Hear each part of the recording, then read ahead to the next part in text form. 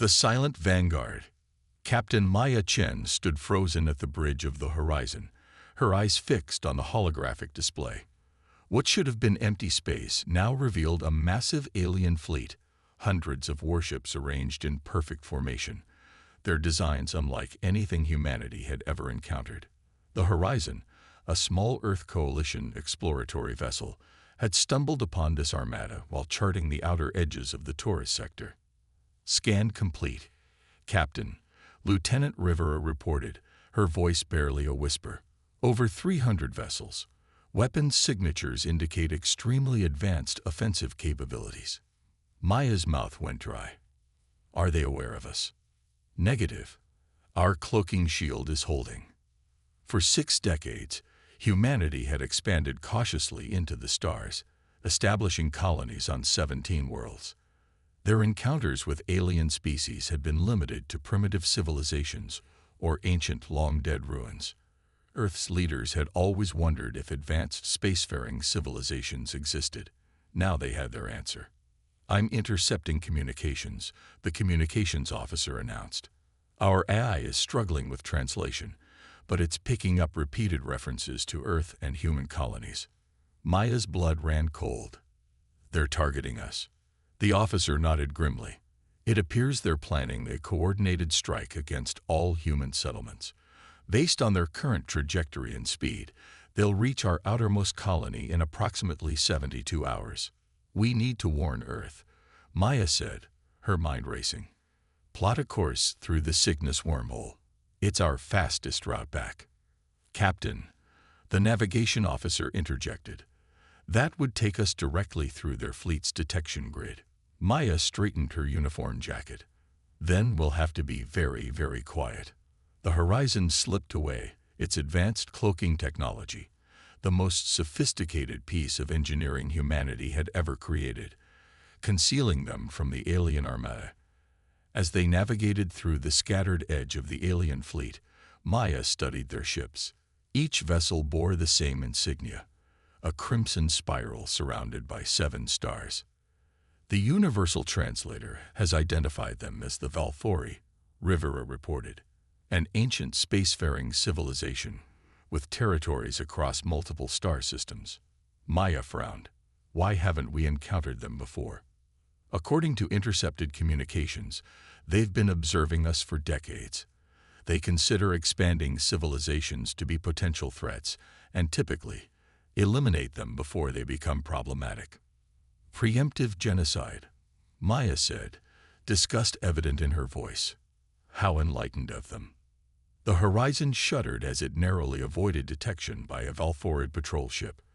For 18 tense hours, they navigated through enemy territory before finally reaching the Cygnus wormhole. As they prepared to make the jump, an alarm blared. "We've been spotted," Rivera shouted.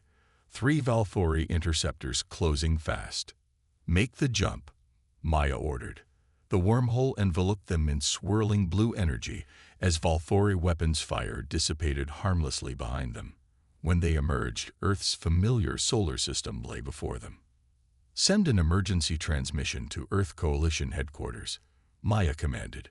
"Authorization, Chen Alpha 7 to 9. We need to speak directly with the Security Council."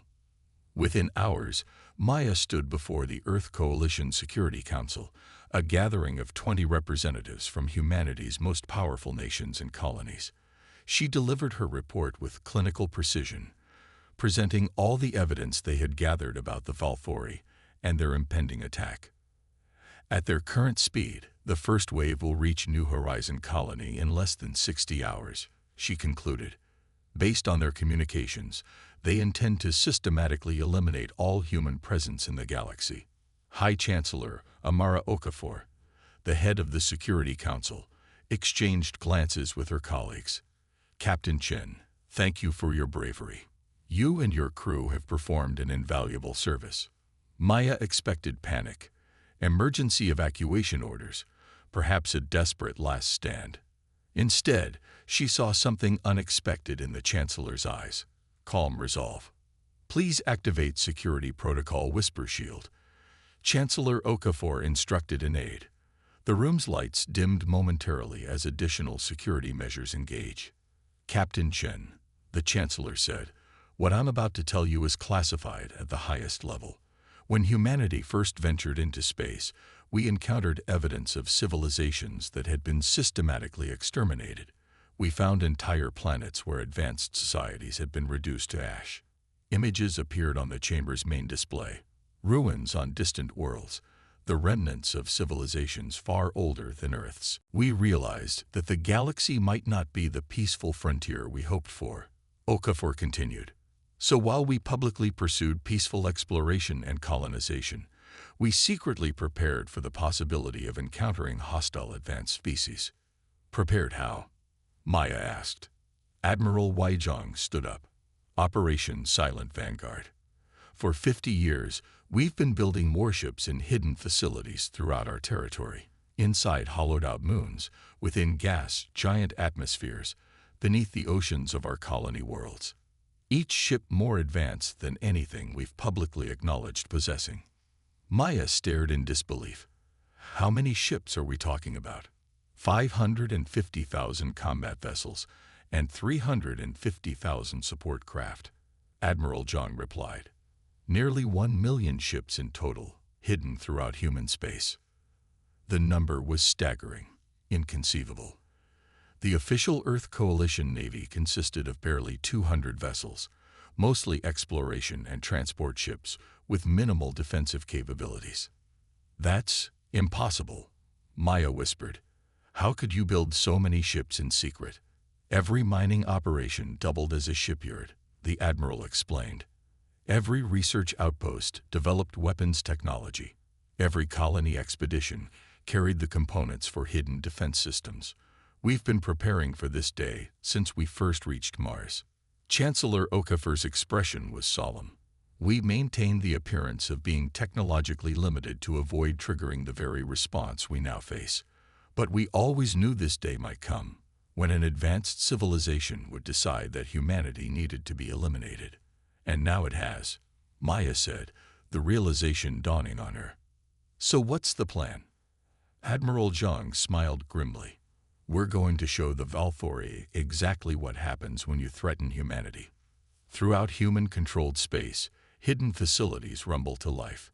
Inside asteroid bases, beneath planetary oceans, within pocket dimensions created by experimental quantum technology, nearly 1 million warships powered up their systems.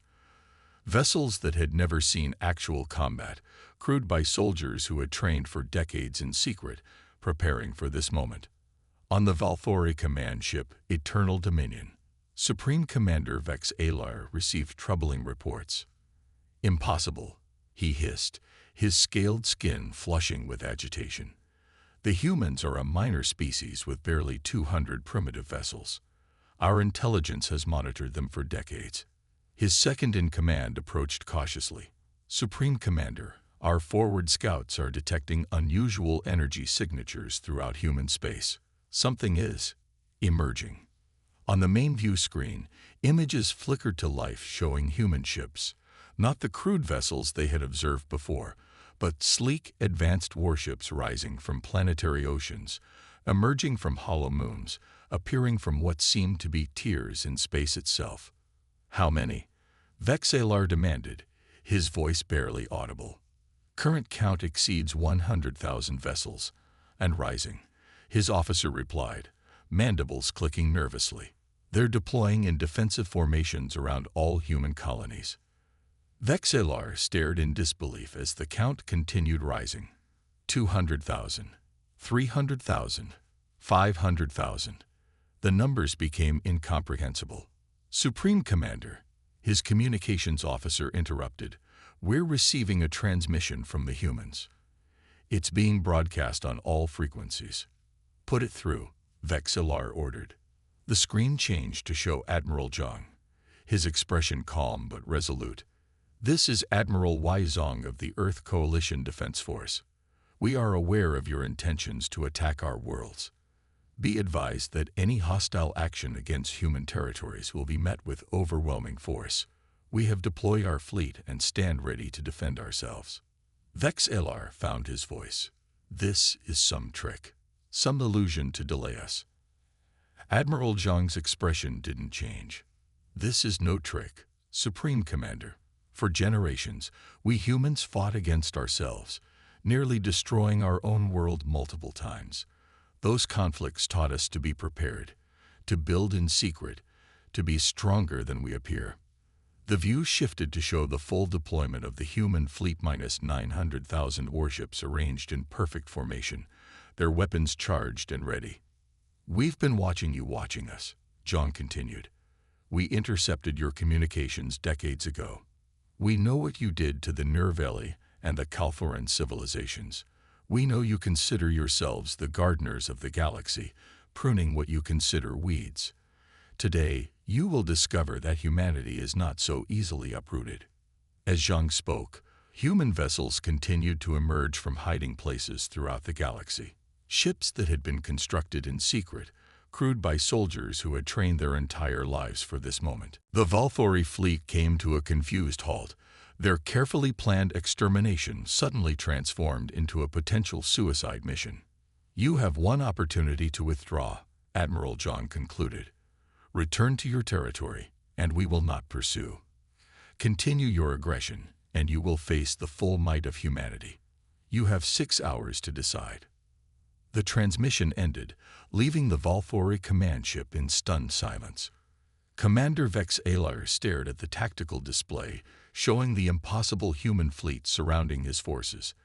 For the first time in the Valthori's 10,000-year history of galactic conquest, they faced a prey that had anticipated the hunt. How? He whispered. How did they hide this from us? His strategic officer, still struggling to process the data, finally spoke. Supreme Commander, I believe we should consider the human offer to withdraw. Vexeller's pride wrestled with his survival instinct. The Valthori had never retreated, never abandoned a purge once it had begun. But they had never faced odds like this. Across the galaxy, alien civilizations watched in stunned silence as humanity revealed its true power. The weak, primitive species that had been dismissed as inconsequential had suddenly emerged as perhaps the most formidable military force the galaxy had ever seen. The nightmare wasn't the size of humanity's fleet. The nightmare was the realization that humans had anticipated this moment, had spent generations preparing for it, and had done so with a level of secrecy and coordination that defied comprehension.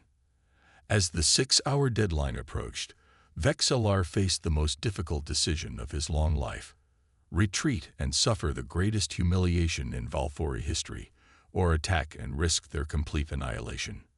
Either way, the galaxy would never be the same again. Echoes of strength. Supreme Commander Vexelar of the Valthori made his decision with 18 minutes remaining in the human ultimatum. Pride won over prudence. We are the Valthori, he announced to his fleet commanders. For 10,000 years, we have cleansed the galaxy of potential threats. We will not be intimidated by primitive creatures, regardless of their unexpected technological advancement. The order went out. All ships were to engage the human fleet simultaneously. If the humans had been hiding their true capabilities, perhaps they had been hiding their true weaknesses as well. Aboard the Earth Coalition flagship, Defiance, Admiral Y Zhang received the news without surprise.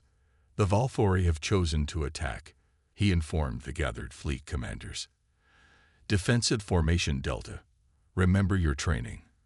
Protect the colonies at all costs. Captain Maya Chen, hastily commissioned as Zhang's tactical advisor due to her first-hand experience with the Valthori. Study the enemy formation. They're deploying in a standard Valthori assault configuration, she noted. Identical to historical records we found in the ruins of the civilizations they destroyed. Zhang nodded. They lack adaptability. They've been the apex predators for so long they've forgotten how to evolve. Throughout human space, the battle began simultaneously. The Valthori ships opened fire, their energy weapons, devastating by the standards of most civilizations, splashing harmlessly against advanced human shields. The human vessels held position, absorbing the initial barrage without returning fire. Sir, Maya said quietly. Our shields are holding at 97% capacity. The Valfori weapons are less effective than we anticipated. Admiral Zhang allowed himself a small smile. 50 years of preparation, Captain.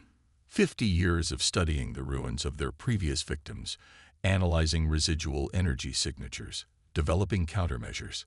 We've been preparing to fight this specific enemy longer than most of our crew have been alive. On the main view screen, the Valfori fleet continued their relentless attack, gradually realizing the ineffectiveness of their weapons. They began to adjust their tactics, concentrating fire on specific human vessels. They're adapting, Maya observed. So will we, Zhang replied. Fleet-wide communication. Execute Thunderbolt protocol. Throughout the battlefield, human ships suddenly accelerated, breaking their defensive formations and surging toward the Valfori fleet in a coordinated attack pattern. Weapons that had remained dormant now activated, systems far beyond what the Valfori had ever encountered. Quantum disruption beams sliced through Valfori shields. Gravity manipulation devices created localized distortions that crushed enemy vessels. Nanite swarms disabled propulsion and weapons systems without destroying the ships themselves. Minimal casualties, Zhang had ordered. We are not them. We do not exterminate. I started this program 50 years ago, Nakamura interrupted. I always knew I might not live to see its completion. My flagship, the Remembrance, can be modified for this purpose. Zhang wanted to argue but recognized the resolve in his mentor's eyes. Very well. Dr. Sarton, begin the modifications immediately. News of the World Breaker's activation spread quickly. Throughout human space, people watched in tense silence as the Remembrance was transformed. Its weapon systems were removed, its power core reconfigured to generate the controlled singularity that might save Earth. Admiral Nakamura recorded a final message before departing. For 50 years, we prepared for this moment, not just with ships and weapons, but with the understanding that sacrifice might be necessary. Today, we demonstrate that humanity's greatest strength isn't our technology or our numbers, but our willingness to give everything for each other. The Remembrance departed with a skeleton crew of volunteers, all scientists and engineers who insisted on accompanying Nakamura to ensure the device functioned correctly. They positioned themselves in orbit around Earth, directly in the path of the approaching singularity. From the Defiance, Zhang, Maya, and the others watched in solemn silence. World Breaker singularity approaching. The sensor officer reported. Impact in 30 seconds. On the screen, the Remembrance's engines glowed with unnatural energy as its power core initiated the controlled reaction. 20 seconds. Admiral Nakamura's voice came through the communication channel one last time. Remember why we built this fleet. Not for war, but for peace. Not for conquest, but for protection. Whatever happens next, never lose sight of that purpose. 10 seconds. Maya reached out instinctively, gripping Zhang's arm. The Admiral, normally so stoic, didn't pull away. 5 seconds. The space between Earth and the approaching World Breaker singularity suddenly distorted as the Remembrance generated its own gravitational anomaly. The two forces collided in a blinding flash of energy that momentarily overloaded all sensors. When the screens cleared, there was nothing left. Not the World Breaker singularity, not the Remembrance, not Admiral Nakamura and his brave crew. Only empty space, punctuated by a fading electromagnetic pulse that rippled through the solar system. It worked, Dr. Sarton whispered, tears streaming down her face. They did it. Earth was saved, but the cost had been high. Admiral Nakamura and 27 volunteers had given their lives. Their sacrifice, along with humanity's overwhelming victory against the Valfori, sent shockwaves throughout the galaxy. In the days that followed, 17 advanced civilizations, species that had remained hidden or neutral during the conflict, reached out to establish diplomatic relations with humanity. The Krell hegemony, perhaps most surprisingly, proposed a mutual defense pact. 1 month after the battle, Captain Maya Chen, now promoted to admiral following Zhang's recommendation, stood before the Earth Coalition Security Council. The room was the same, but the atmosphere had changed completely. Gone was the secrecy, the hidden preparations. Humanity had revealed itself to the galaxy, and there was no going back. The Silent Vanguard program has served its purpose, Chancellor Okafor announced. From this day forward, our fleet will operate openly, not as a force of intimidation, but as peacekeepers. Maya nodded in agreement. The Valfori survivors have been relocated to a habitable world within their former territory. They will be monitored, but allowed to rebuild their civilization under certain restrictions. And the other species? Someone asked. Most are cautiously optimistic about establishing relations with us, Maya replied. Some are still fearful, but none have shown hostile intentions. They respect not just our strength, but how we used it, defeating the Valfori without exterminating them, sacrificing our own to save others. Chancellor Okafor stood, addressing the entire council. For generations, we prepared for the worst while hoping for the best. Today, we find ourselves in a position we never anticipated, as a stabilizing force in the galaxy. Admiral Zhang, standing beside Maya, added, Admiral Nakamura believed that true power comes with responsibility. We now have the opportunity to guide the galaxy toward cooperation rather than competition, toward understanding rather than fear. A responsibility we must not take lightly, Maya cautioned. The same fleet that defended us could be used to dominate others. We must be vigilant against becoming what we fought against. The Council unanimously approved the establishment of the Galactic Cooperative, with Earth serving as its founding member. The Silent Vanguard fleet was renamed the Guardian Force, its mission redefined from secret defense to open peacekeeping. 3 years later, Maya stood on the observation deck of her flagship, the Nakamura, watching as representatives from 34 species gathered for the first full assembly of the Galactic Cooperative. Among them were even a few Valfori, their society slowly recovering from its military defeat and beginning to integrate into the wider galactic community. Admiral Zhang joined her at the viewport. Admiral Nakamura would be proud. Maya nodded. He understood something fundamental about humanity, something the Valfori never grasped. Our history of conflict didn't make us inherently destructive. It taught us the value of peace, and the cost of achieving it, Zhang added quietly. Below them, on the newly constructed space station named Harmony, diplomats and leaders from across the galaxy prepared to sign the Cooperative Charter, a document that established principles of mutual respect, non-aggression, and collective security for all member species. The nightmare the Valfori feared never existed, Maya reflected. They thought an advanced humanity would become conquerors, following the pattern they themselves had established. Instead, we became something they couldn't comprehend, Zhang said. Guardians rather than destroyers. Maya smiled. Perhaps that's humanity's true strength. Not our ability to build fleets in secret or develop advanced weapons, but our capacity to imagine a different future. As the signing ceremony began, Maya thought of Admiral Nakamura and his final words about the purpose behind humanity's hidden strength. They had built a fleet capable of dominating the galaxy, only to use it to establish peace. They had revealed their power not to inspire fear, but to end it. Across the galaxy, the story spread of how humanity had hidden its true strength for generations, of how they had defeated the dreaded Valfori not through extermination, but through superior strategy and technology, and of how they had sacrificed their own to save not just themselves, but potentially countless other species that might have fallen to the Valfori in the future. The nightmare that had swept through the galaxy wasn't the human fleet itself, but the realization that everything the advanced species thought they knew about the balance of power had been wrong. Yet from that fear emerged something unexpected, hope for a new kind of galactic civilization, guided by principles that valued cooperation over dominance. And at the center of it all stood humanity, the species that had spent most of its history fighting itself, only to become the architects of galactic peace.